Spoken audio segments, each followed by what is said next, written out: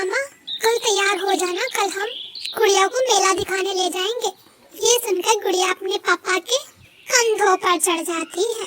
पापा, मेरे पापा बहुत अच्छे हैं और मुझे चूड़ियाँ भी लेकर देंगे, है ना वहाँ से? हाँ, क्यों नहीं, ले लेना चूड़ियाँ भी। गौरी, तुम भी चलो, कालू भाई से कहो कि तैयार हो जाए, सब लोग साथ चलेंगे तो बहुत मजा आएगा। तुम मेला देखने की बात कर रही हो, घर में एक आना भी नहीं है जिससे मैं एक टाइम का खाना बना सकूं। अब कालू भाई से कहना कि कोई काम धंधा कर ले, वो सारा दिन घोंसले में सोए रहते हैं। चिड़िया तुम्हारे पति की तरह मेरे पति को काम करने की आदत नहीं है, चोरी चिकारी करके ले आता है और मैं हांडी बना लेती हूँ। कालू, वो छोटी अपने पति के साथ मेला देखने जा रही, तो तुम भी चली जाओ उसके साथ में, देखाओ मेला, पैसे तेरा बाप देगा। बिना पैसों के कौन मेला देखने देता है? क्या तुम मुझे ले जाओगे? ना बीना, मेरे पास इतने पैसे नहीं कि मैं मेले देखता फिरूं। मेरी तो किस्मत ही खराब थी जो तुमसे शादी हुई। एक वो छोटी चिड़िया है कि हर समय मौज करती है, खुश रहती है। तुम हर समय उस चिड़िया की खुशियों से ही जलती रहा करो। दूसरे दिन चिड़ियाओं का परिवार मेला देखने चला जाता है। गुड़िया बड़े झूले पर बैठकर बहुत खुश होती है। वो सब ट्रेन पर बैठते हैं और वहाँ से पानी पूरी खाते हैं और गुड़िया मिठाई खाकर बहुत खुश होती है। थोड़ी बहन, ये लो मिठाई, हम मेले से लाए हैं, तुम ले जाओ अपनी मिठाई, मुझे नहीं चाहिए, हर समय मेरा दिल जलाती रहती हो। गौरी, दूसरे को देख कर जलने से अच्छा है आप खुद मेहनत करो। चिड़िया मिठाई लेकर चली जाती है। चिड़िया की बच्ची, खुश तो मैं तुझे भी नहीं रहने दूंगी, मेरे कालू की तरह तेरा पति भी होगा आलसी और खराब। कालू, मेरे साथ चलो, मुझे कुछ काम, मुझे अपनी सहेली पिंकी से मिलने जाना है। पिंकी से? रुको, मैं थोड़ा तैयार हो लूं। फिर कालू कौवा तैयार हो जाता है और दोनों पति पत्नी अपने घर से निकलते हैं। पिंकी सहेली, वो चिड़िया जिसकी तुमने बात की थी, उसका घोंसला कहाँ है? उसका घोंसला वो सामने वाले पेड़ पर है। मैं बुला कर लाऊं उसे? नहीं, रहने दो, मैं खुद जाती हूँ। कालू, तुम यहाँ ही रुको। लाडो, जैसे भी हो तुम उस चिड़िया के पति को पटा लो और उस चिड़िया की खुशियाँ मिट्टी में मिला दो। अगर मैं अपना काम अच्छे से करूं तो तुम मुझे क्या दोगी? मैं तुम्हें लकड़ियों का पक्का घर बना कर दूंगी अगर तुम मेरा काम कर दो तो फिर समझो वो चिड़ा तो गया काम से। मैं कल ही जाऊंगी और उसे दूर कर दूंगी उसकी पत्नी और बच्चों से। पिंकी जी, आप इन तिनकों के घोंसले में क्यों रहती हो? मेरे पास पक्का घर नहीं है ना, इसलिए जब से मेरा पति मरा है बहुत मुश्किल से दिन गुजर रहे हैं। तुम चिंता ना करो, मैं बना दूंगा तुझे पक्का घर, मैं बना कर दूंगा। क्या सच कालू? क्या तुम मुझे पक्का घर बना कर दोगे? हाँ, मैं कल ही आऊंगा। वो आ गई गौरी, गौरी के सामने बात ना करना। गौरी भी पहुंच जाती है। गौरी सहेली, हो गई बात लाडो से? हाँ, ये तो है। अब देखो लाडो कैसे उस चिड़िया को रुलाती है। दूसरे दिन सुबह सवेरे ही कालू कौवा अपने घर से निकलता है और पिंकी कौवे की तरफ जाता है और लाडो चिड़िया रानो चिड़िया के पति को पटाने के चक्कर में घर से निकलती है। मैं शाम को अपनी बेटी के लिए समोसा और मिठाई लेकर आऊंगा। और मेरे लिए क्या लाओगे आप? आपके लिए गरम गरम जलेबी। पापा चिड़िया अपने घर से निकलता है। नदी पर लाडो चिड़िया पापा चिड़िया को आवाज देती है। आपने मुझे आवाज दी क्या? हाँ, मैंने आपसे कोई बात करनी है। बताइए बताइए, क्या बात करनी है आपको मुझसे? मेरे 2 आमों के पेड़ हैं और अपना बड़ा सा पक्का घर भी। मैं शादी करना चाहती हूँ, क्या तुम मुझसे शादी करोगे? शादी? नहीं नहीं, मेरी शादी हुई है, मेरी तो एक सुंदर सी बेटी भी है। तो फिर क्या हुआ, मैं दूसरी शादी की बात ही तो कर रही हूँ। आप जाइए यहाँ से, बल्कि मैं ही चला जाता हूँ। पापा चिड़िया और बात बढ़ाए बिना वहाँ से चला जाता है। उधर कालू कौवा पिंकी कौवे से प्यार भरी बातें कर रहा था। यार तुम्हारे पास लकड़ियाँ हैं घर बनाने के लिए? लकड़ियाँ तो जंगल से लाना होंगी। तो फिर चलें, तुम मेरे साथ होगी तो काम आसान हो जाएगा। कालू कौवा पिंकी कौवे को साथ लेकर जंगल से लकड़ियाँ लेने चला जाता है। तुम यहाँ आराम से बैठ जाओ और मैं काटता हूँ लकड़ियाँ। कालू कौवा कुल्हाड़े से लकड़ियाँ काटने लगता है और फिर थोड़ी दूर एक पेड़ पर उसे एक पका हुआ आम नजर आता है। कालू कौवा वो आम तोड़ता है और पिंकी को देता है। मीठा आम आपके लिए। इतना मेहनती इतना अच्छा कौवा मेरी सहेली को मिला है, वो तो बहुत भाग्यशाली है। कहाँ, वो तो मुझसे प्यार ही नहीं करती, हर समय मुझसे लड़ाई करती रहती है। पिंकी, अगर तुम चाहो तो हम दोनों एक साथ रह सकते हैं। क्या मतलब, वो कैसे? तुम मुझसे शादी कर लो, मैं ऐसे ही सारी उम्र तुम्हारे काम करूँगा, मिठाइयाँ ला ला कर खिलाऊंगा और तुम्हारी सेवा करूँगा। मगर गौरी मेरी सहेली है, वो क्या सोचेगी? सोचना क्या, दोनों सहेलियाँ एक साथ रहना। फिर कालू कौवा लकड़ियाँ उठाता है और जाकर पिंकी के लिए घर बनाने लगता है। लाडो, कहाँ तक पहुँचा मेरा काम? लाडो, मैं बहुत जलती हूँ उस चिड़िया से। जब तक उसका घर बर्बाद नहीं होता मेरे दिल को सुकून नहीं होगा। गौरी, सच बताऊं, चिड़िया के उस परिवार में बहुत प्यार है, सच्चा प्यार। मैंने रानू चिड़िया के पति को अपने जाल में फंसाने की पूरी कोशिश की थी, मगर वो मेरी कोई बात सुने बिना ही चला गया।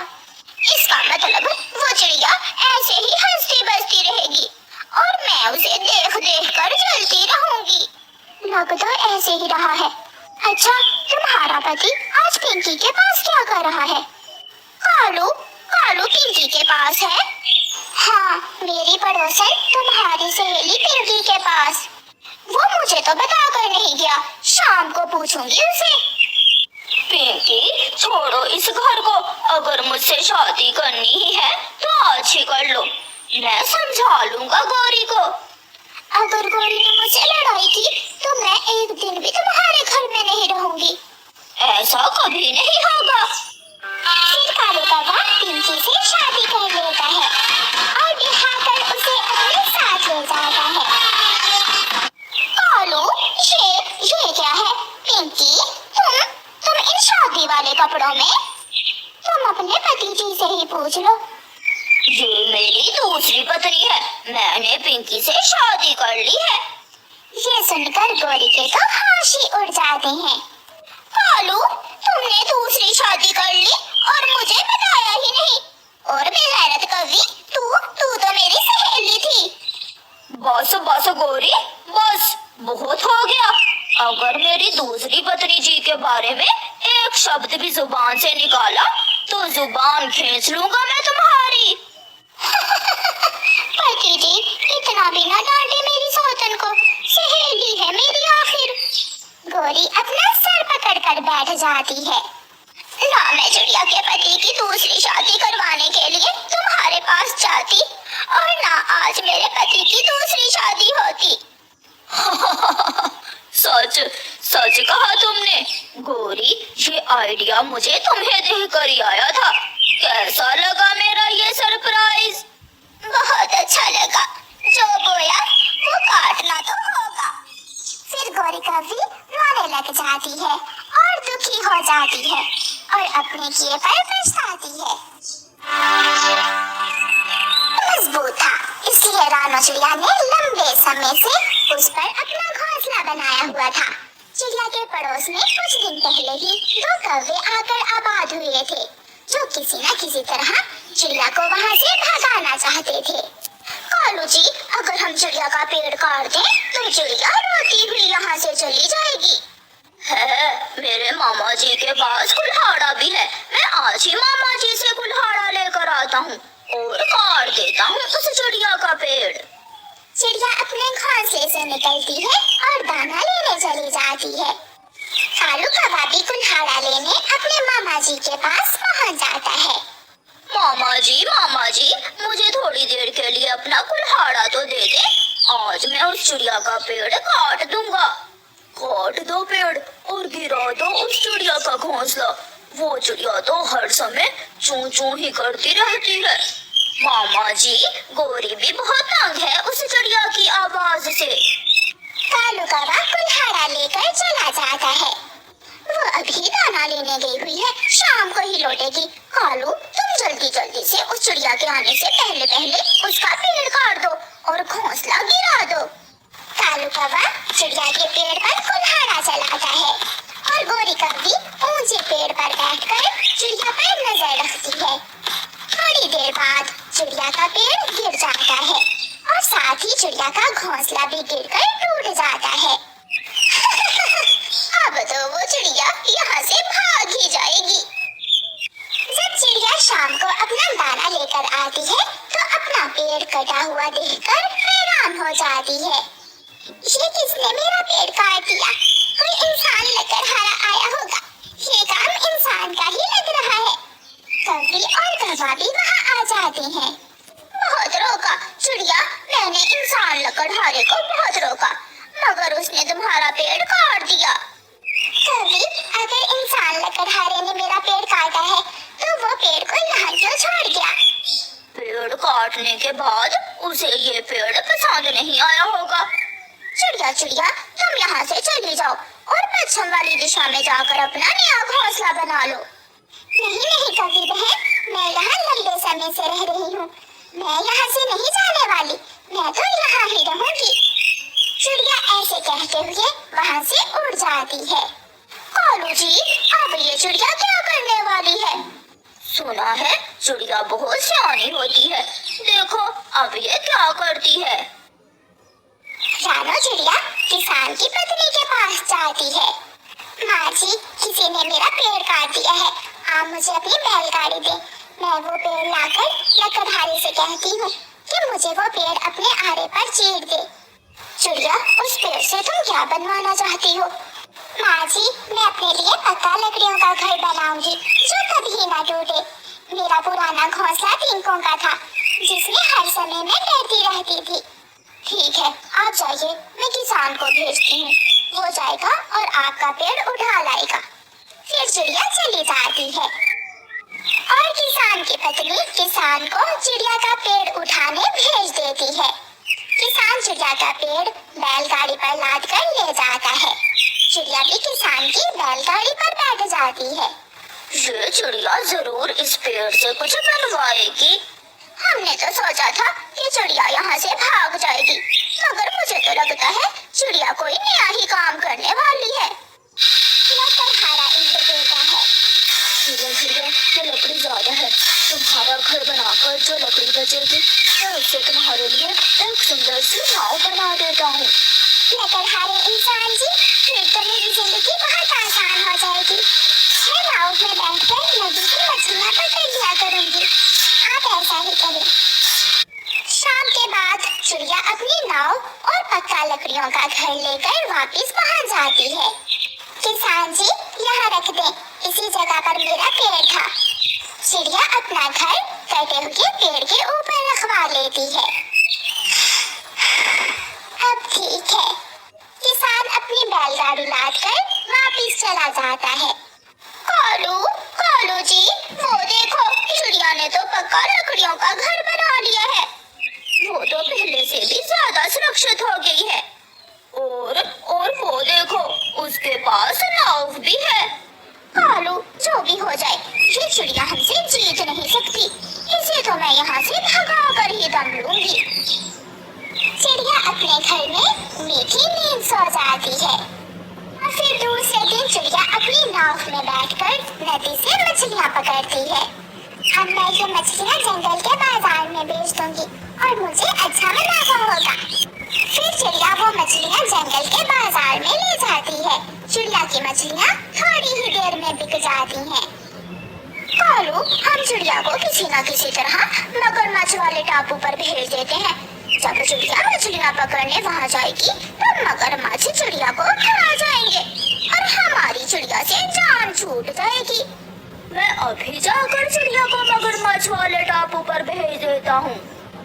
फिर कालू कौवा चिड़िया के पास जाता है। चिड़िया, अपनी नाव यहाँ लाओ किनारे पर। चिड़िया किनारे पर आ जाती है। तुम सुबह से बैठी हुई हो और अभी तक केवल 2 ही मछलियाँ पकड़ी हैं। तुम ऐसा करो, पूर्व वाले टापू पर चली जाओ। वहाँ इतनी मछलियाँ हैं कि तुम्हारी नाव ही भर जाएगी मछलियों से। अगर ऐसा है तो मैं अभी पूर्व वाले टापू पर चली जाती हूँ। चिड़िया अपनी नाव घुमाती है और पूर्व वाले टापू की तरफ चली जाती है। वहाँ तो कोई मछली नहीं थी। चिड़िया काफी देर इंतजार करती है और फिर उसे पानी में अपनी तरफ एक मगरमच्छ आता दिखाई देता है। चिड़िया जल्दी से नाव टापू के साथ लगाकर टापू पर चली जाती है। बच गई, मैं बच गई। अगर थोड़ी देर हो जाती तो वो मगरमच्छ मुझे खाने ही वाला था। चिड़िया उस टापू पर थोड़ा और आगे जाती है और उसकी नजर एक आम के पेड़ पर जाती है जिस पर सोने के आम लगे हुए थे।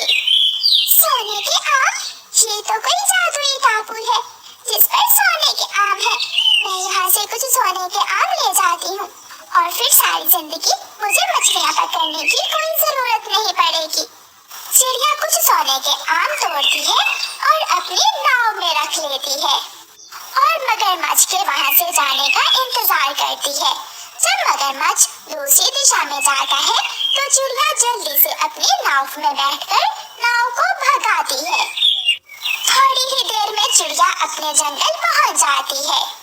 कालू, वो देखो, चिड़िया तो वापस आ गई है। उसे तो मगरमच्छ ने भी नहीं खाया। वो बच गई, मुझे विश्वास नहीं हो रहा। कालू और गोरी चिड़िया के पास जाते हैं। कालू कौवे और कौवी, बहुत बहुत धन्यवाद मुझे उस टापू पर भेजने के लिए। कौवा और कौवी एक दूसरे के मुंह की तरफ देखने लग जाते हैं। चिड़िया चिड़िया, वहाँ मगरमच्छ भी थे। हाँ, मैं मगरमच्छ से बच गई, मगर देखो मुझे वहाँ से ये सोने के आम मिले हैं। आज के बाद मैं कभी मछलियाँ पकड़ने नहीं जाऊंगी। चिड़िया सोने के आम लेकर अपने घर चली जाती है। कौवा और कौवी तो और भी परेशान हो जाते हैं। कालू, हम जितना भी बुरा चाहें, इस चिड़िया का अच्छा ही होता है। हाँ गोरी, इसलिए मैंने सोचा है कि आज के बाद हम चिड़िया से दोस्ती कर लेंगे और उसका बुरा नहीं चाहेंगे। फिर कौवा और कौवी निराश होकर अपने घर चले जाते हैं।